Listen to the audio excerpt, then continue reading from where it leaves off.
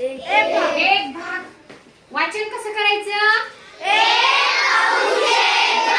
हा, आणि यालाच म्हणायचं हा झाला रंगवलेला. आणि न रंगवलेला सुद्धा याचा किती आहे? अर्धाच आहे. दोनच भाग केले, एक न रंगवलेला आहे. पुन्हा वाचन 1/2. चला परत वाचन करा. आता मी भाग किती केले? 4. किती भाग केलेत?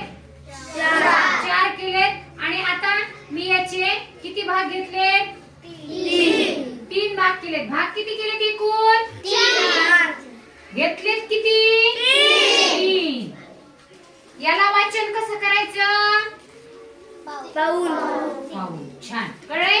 पण रंगवलेला न रंगवलेला कोणता तयार होईना? पूर्ण भाग केलेले सांगा. एकूण भाग केलेले म्हणजे छेद.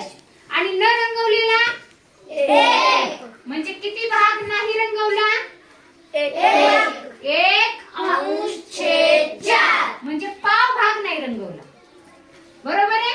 अर्धा झाला आणि हा पाऊण झाला. आता मला सांगा मी किती भाग केले?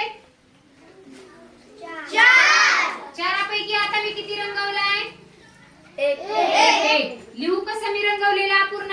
एकूण केलेले भाग 4. रंगवलाय किती? याला काय म्हणायचं मग?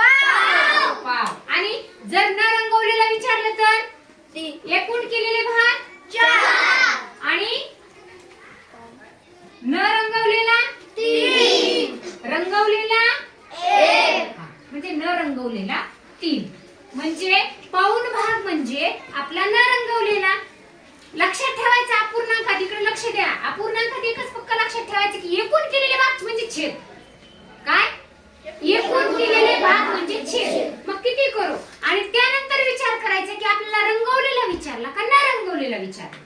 त्याच्यावरून आपण अपूर्णांक तयार करायचे. आता तुम्ही या ठिकाणी एक पान लेखन करायचं. अशी आकृती काढून अर्धा, अशी आकृती काढून पाऊण, अशी आकृती काढून पाव. याची आवश्यकता नाही. लक्षात आले?